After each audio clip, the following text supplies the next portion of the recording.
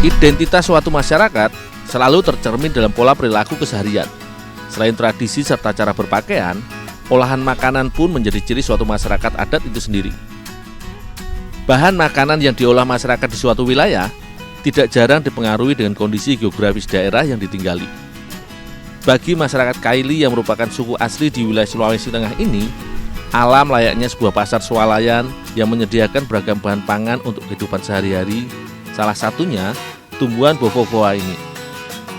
Bofofoa atau sering disebut juga bafoa oleh masyarakat Kaili seringkali dianggap gulma, di mana biasa tumbuh liar di lahan perkebunan atau pekarangan rumah. Namun, bagi warga asli Sulawesi Tengah, bafoa merupakan salah satu bahan masakan yang cukup digemari.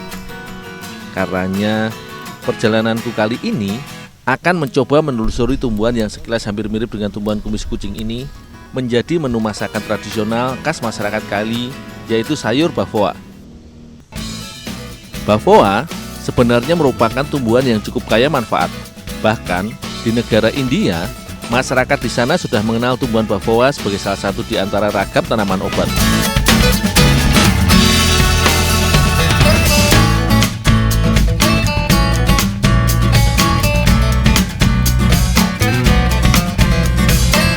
Namun sayangnya, di Indonesia sendiri masih banyak yang belum tahu tentang khasiat daripada tumbuhan yang juga dikenal dengan istilah tumbuhan maman atau tumbuhan langsana merah ini, sebagai tumbuhan yang dapat dikonsumsi.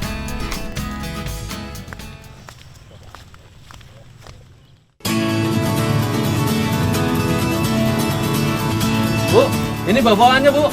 Rebus saja dulu. Oh, iya Bu.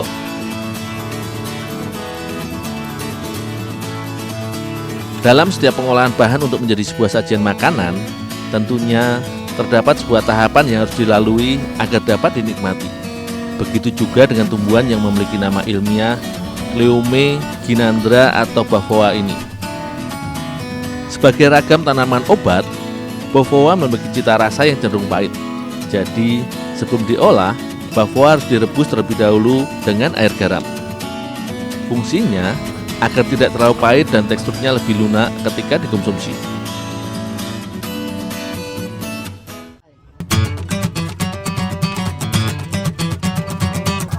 Sementara aku membantu merebus bafoa, Ibu Kasnah dan Ibu Herlina menyiapkan racikan bumbu dan buah pisang sepatu yang akan menjadi paduan sayur bafoa ini. Bagi masyarakat di seputaran wilayah Indonesia Timur, pisang memang merupakan salah satu bahan dasar berbagai olahan makanan. Selain dijadikan bahan jajanan atau cemilan, pisang seringkali dijadikan pula sebagai campuran olahan masakan. Untuk dijadikan bahan masakan, biasanya digunakan jenis pisang sepatu atau pisang kepok yang masih muda. Karena jenis pisang ini memiliki cita rasa yang tidak terlalu manis, serta memiliki tekstur yang padat dan sedikit keras, sehingga cukup cocok dijadikan paduan serta bahan dasar olahan masakan.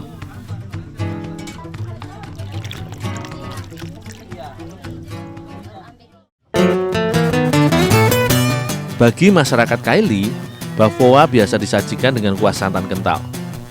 Penggunaan santan kental ini selalu dapat dijumpai pada hampir setiap masakan tradisional masyarakat Kaili, karena santan merupakan salah satu ciri khas dalam tradisional kuliner masyarakat di daerah dengan julukan Nyur Melambai ini.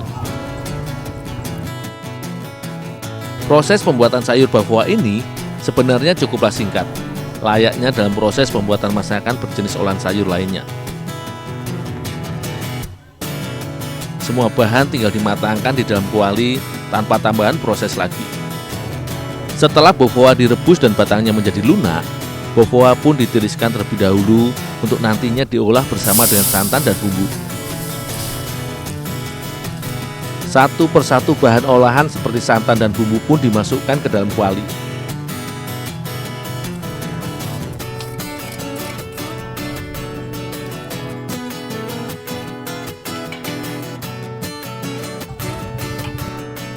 Sebagai penambah aroma serta kunci dari cita rasa masakan ini, tak lupa asam jawa pun ditambahkan ke dalam kuah santan yang sudah bercampur bumbu dan disusul dengan pisang sepatu. Layaknya dalam proses pembuatan olahan kolak, pisang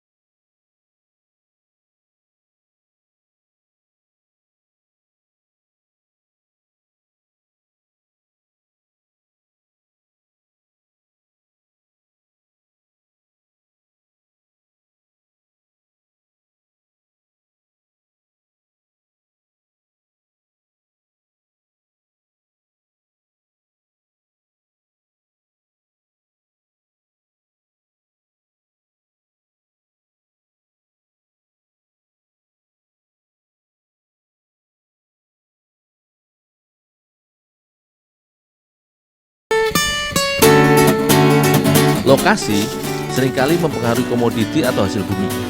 Keberadaan wilayah Sulawesi Tengah yang dilintasi garis khatulistiwa menjadikan wilayahnya terdapat paparan sinar matahari yang merata sepanjang tahun. Buah naga merupakan salah satu dari beberapa varietas tanaman kaktus yang dapat dikonsumsi manusia. Tanaman yang berasal dari daratan Amerika Latin ini dikenal sebagai tanaman yang dapat bertahan hidup di suhu udara kisaran 30 derajat sampai 40 derajat Celcius. Tanaman dengan nama ilmiah Hylocereus ini beradaptasi dengan cara menyimpan cadangan air pada bagian buahnya atau yang kita kenal dengan nama buah naga. Buah naga merupakan buah konsumsi bernilai ekonomi karena cukup syarat akan gizi. Berdasarkan penelitian, buah yang diberi nama karena bentuknya yang menyerupai sisik naga ini mengandung vitamin C yang cukup tinggi. Buah naga juga dapat membantu merawat jantung serta menurunkan kadar kolesterol karena mengandung vitamin B1, B2, dan B3. Selain itu, bila dikonsumsi secara rutin, beta karotin yang terkandung di dalam buah naga dapat membantu melancarkan saluran pencernaan serta menjaga kesehatan mata kita.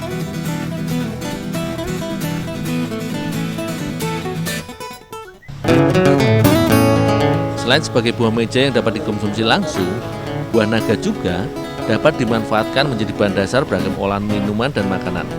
Tidak hanya itu, buah naga pun kerap dijadikan bahan campuran atau pewarna alami pada makanan.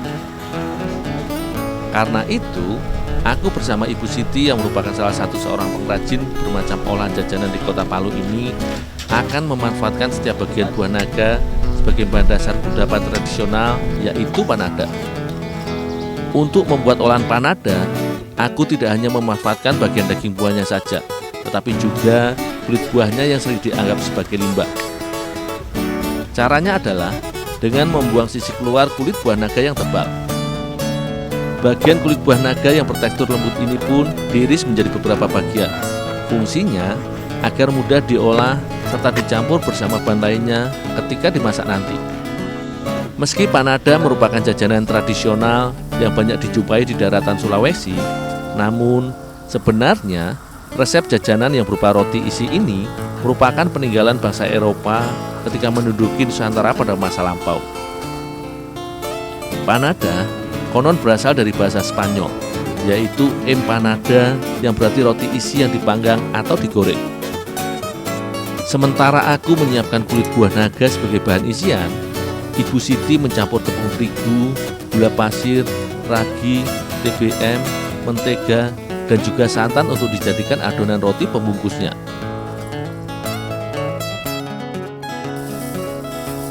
Semua bahan ini terus diaduk hingga tercampur dan membentuk adonan yang kalis. Selanjutnya, daging buah naga pun ditambahkan ke dalam adonan sebagai pewarna alami. Adonan jajanan panada ini sebenarnya hampir mirip dengan olahan donat atau beberapa olahan jajanan lainnya yang membutuhkan proses peragian. Supaya dapat mengembang serta teksturnya lembut, setelah semua bahan tercampur merata beriku pewarna, adonan panada harus didiamkan atau diistirahatkan beberapa saat, yaitu sekitar 15 menit. Bu, ini Bu kulit buah naganya Bu. Iya, terima kasih. Pada adonan isian panada, cukup menggunakan bumbu sederhana yang terdiri dari bawang merah, bawang putih, cabai, dan tak lupa garam yang dihaluskan bersama. Proses pembuatan isian panada bisa dibilang cukup singkat dan mudah.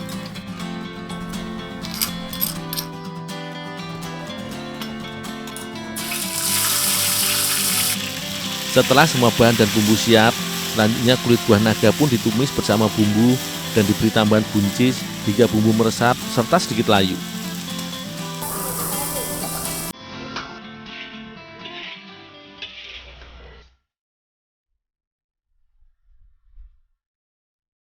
Jajanan sebangsa pastry ini di negara Eropa biasanya berisikan daging, keju, buah-buahan, bahkan sayuran yang dibungkus atau diselimuti dengan adonan roti. Namun di Indonesia, resep jajanan ini telah berakulturasi dan dimodifikasi dengan menggunakan beberapa bahan lokal sebagai isiannya. Di daratan Sulawesi, Jajanan yang dikenal akan bentuknya yang mirip dengan pastel ini seringkali dijumpai berisikan dari ikan cakalang atau ikan tongkol yang diolah berbalut bumbu khas daerah mereka, seperti di daerah Manado hingga Gorontalo. Panada merupakan pastry yang adonannya dimatangkan dengan cara digoreng hingga lapisan luarnya kering.